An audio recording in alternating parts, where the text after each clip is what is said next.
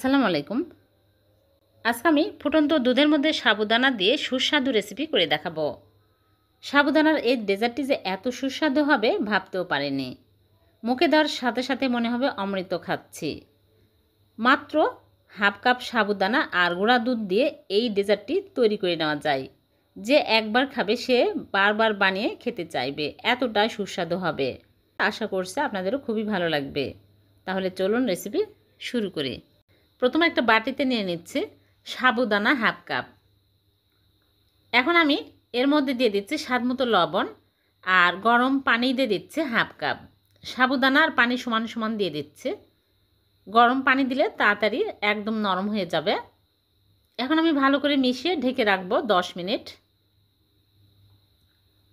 আর এদিকে একটা বাটিতে নিয়ে নিচ্ছি লিকুইড দুধ হাফ কাপ।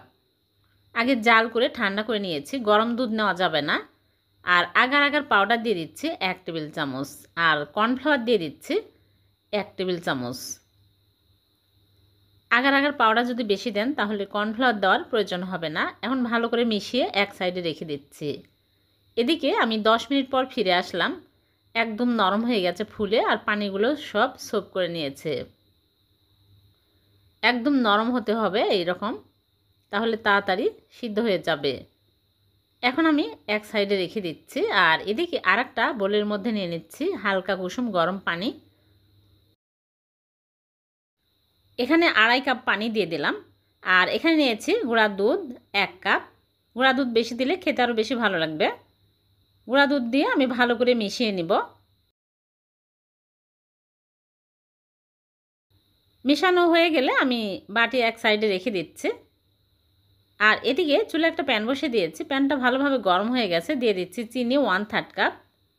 চিনি দিয়ে আমি চিনি নেড়ে চেড়ে নিব।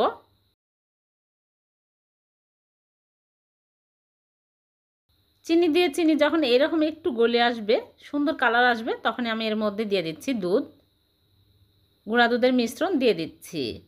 দিয়ে আমি ভালো করে ক্যারামেলের সাথে নেড়েচেড়ে মিশিয়ে নিব।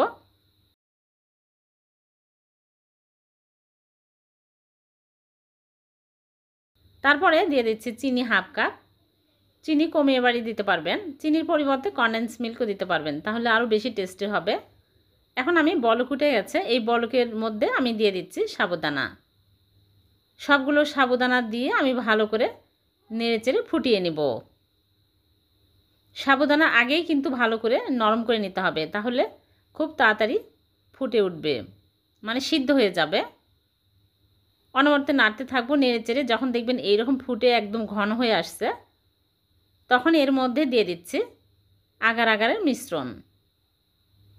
আগার আগার মিশ্রণ দেওয়ার আগে কিন্তু ভালো করে নেড়েচেড়ে দিতে হবে। তারপরে দিয়ে অনবরতে নাড়তে থাকবো নেড়েচেড়ে। আর কিছুক্ষণ জাল করে নিব। নেড়েচেড়ে আরও কিছুক্ষণ জাল করে নিতে হবে। দেখুন অনেকটাই ঘন হয়ে আসছে, হয়ে গেছে। যখন দেখবেন যে এইরকম একদম ঘন হয়ে আসছে, তখনই হয়ে যাবে। এখন আমি চুলা থেকে নামিয়ে নিচ্ছি। চুলা থেকে নামিয়ে সাথে সাথে একটা মোল্ড নিয়েছি। মোল্ডে ফয়েল পেপার বিছিয়ে নিয়েছি। ফয়েল পেপার বিছিয়ে নিয়েছি। এর মধ্যে আমি সবগুলো ঢেলে নিচ্ছি। সরাসরি মোল্ডেও ঢালা যাবে, যে কোনো পাত্রেই সেট করা যাবে। এখন আমি সবগুলো এই মোল্ডের মধ্যে ঢেলে নিচ্ছি। নিয়ে আমি নরমাল ফ্রিজে রেখে দেব। ঠান্ডা হওয়ার পরে বের করে কেটে আপনাদেরকে দেখাবো। ফিরে আসলাম, নরমাল ফ্রিজ থেকে বের করে নিয়ে আসলাম। দেখুন সেট হয়ে গেছে, হাতের সাথে আর লেগে আসছে না, অনেক সুন্দরভাবে সেট হয়েছে। এখন আমি মোল্ড আউট করে নিচ্ছি। খুব সহজে কিন্তু ফয়েল পেপার দেওয়ার কারণে মোল্ড আউট হয়ে গেল। এখন আমি ফয়েল পেপার তুলে ফেলে দিচ্ছি আর কেটে দেখাচ্ছি কতটা মজার হয়েছে। এখন আমি এইরকম করে একটা নাইফ দিয়ে কেটে নিচ্ছি পিস করে। খুবই টেস্টি, আপনারা বাড়িতে অবশ্যই একদিন বানাবেন, দেখবেন ছোট বড় সবাই অনেক পছন্দ করবে। খুবই কম সময়ে এই মজার ডেজার্টটি তৈরি হয়ে গেল। সাবুদানা আর দুধ থাকলে এই ডেজার্টটি বানিয়ে খেতে পারবেন, মুখে লেগে থাকার মতো স্বাদের। সবগুলো কেটে আমি সার্ভ করে নিয়েছি। আর উপর দিয়ে আমি পেস্তা বাদাম কুচি দিয়ে সাজিয়ে নিয়েছি। আর আপনাদেরকে আরও কাছে থেকে দেখাচ্ছি, দেখুন কতটা মজার হয়েছে। ভিডিওটি যদি ভালো লেগে থাকে লাইক কমেন্ট শেয়ার করতে ভুলবেন না, অন্যকে দেখার সুযোগ করে দিবেন।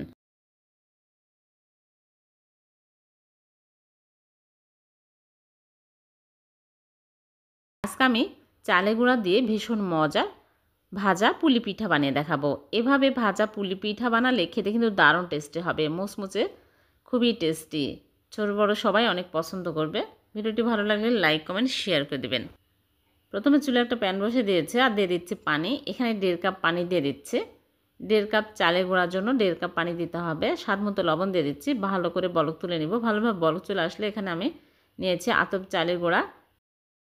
1.5 কাপ আতপ চালের গুঁড়া দিয়ে দিচ্ছি। দিয়ে চুলা অফ করে ঢেকে রাখবো 5 মিনিট। 5 মিনিটে ভালোভাবে সিদ্ধ হয়ে যাবে।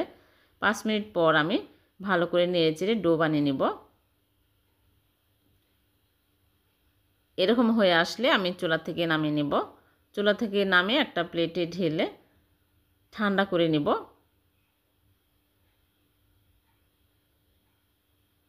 ঠান্ডা হতে থাকুক আর এদিকে আমি ভিতরে পুরো রেডি করব। চুলা একটা প্যান বসে দিয়েছি। দিয়ে দিচ্ছি নারকেল কোড়া 1 কাপ আর দিয়ে দিচ্ছি চিনি 1/3 কাপ।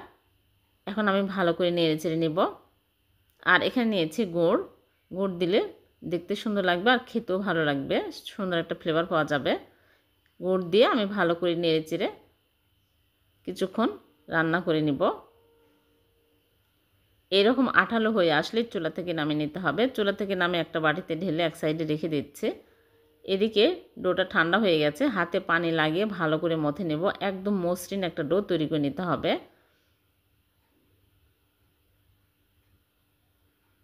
ভালো করে মথে নিয়েছি। এখন আমি অল্প অল্প করে নিয়ে তারপরে লম্বা করে নিব। এরকম করে চেপে চেপে গোল করে লম্বা করে একটা গ্রেটার নিয়েছি। গ্রেটার দিয়ে ডিজাইন করে নিব। গ্রেটারে তেল লাগিয়ে নিয়েছি। এরকম করে একটু লম্বা করে তারপরে এর উপর রেখে একটু চাপ দিলে দেখবেন যে নিচে অনেক সুন্দর একটা ডিজাইন হয়ে যাচ্ছে। তারপরে ভিতরে পরিমাণ মতো দিয়ে মুখটা আটকিয়ে নেব। তারপর একটু ডিজাইন করে নিচ্ছি। এইরকম করে সবগুলো বানিয়ে নেব। এখানে আমি ইয়েলো ফুড কালার দিয়ে কয়েকটা বানিয়ে নিচ্ছি সেম প্রসেসে। খুবই সুন্দর এই পিঠাগুলো, দেখতেও সুন্দর, খেতে কিন্তু ভালোই লাগে। এইরকম করে আমি সবগুলো ডিজাইন করে নিলাম। এখন আমি এই পিঠাগুলো আমি তেলে ভেজে নেব। চুলে একটা প্যান বসে প্যানটা ভালো করে গরম করে নিয়েছি। দিয়ে দিচ্ছি তেল পরিমাণ মতো, সয়াবিন তেল পরিমাণ মতো দিয়ে তেল গরম হয়ে আসলে পিঠাগুলো দিয়ে দেব। আপনারা চাইলে এই পিঠাগুলো পানির ভাপও দিতে পারবেন, ভাপা পিঠা হয়ে যাবে। এখন আমি তেলের মধ্যে দিয়ে উল্টে পাল্টে ভেজে নিব। একটু সময় নিয়ে ভালো করে ভেজে নিতে হবে, তাহলে মুচমুচে হবে আর এই পিঠাগুলো অনেকক্ষণ পর্যন্ত মুচমুচে থাকবে। যখন এরকম সুন্দর কালার হবে তখনই তুলে নিচ্ছি। দেখুন কত সুন্দর কালার হয়েছে। খুবই মজার এই পিঠাগুলো। এইরকম করে বানিয়ে দেখবেন, 2-3 দিন রেখে খাওয়া যাবে। সবগুলো ভেজে তুলে নিয়েছে আর সার্ভ করে নিলাম। হয়ে গেল চালের গুঁড়ার পুলি পিঠা। এভাবে চালের গুঁড়া দিয়ে ভাজা পুলি পিঠা বানিয়ে দেখবেন, সবাই অনেক পছন্দ করবে। একটা ভেঙে দেখাচ্ছে, খুবই মুচমুচে হয়েছে, খুবই দারুণ খেতে। ভিডিওটি যদি ভালো লেগে থাকে লাইক কমেন্ট শেয়ার করে দিবেন, অন্যকে দেখার সুযোগ করে দিবেন। আর এরকম সহজ নতুন নতুন রেসিপি পেতে আমার চ্যানেলটিকে সাবস্ক্রাইব করে চ্যানেলের সাথে থাকবেন। আবারও দেখা হবে। আল্লাহ হাফেজ।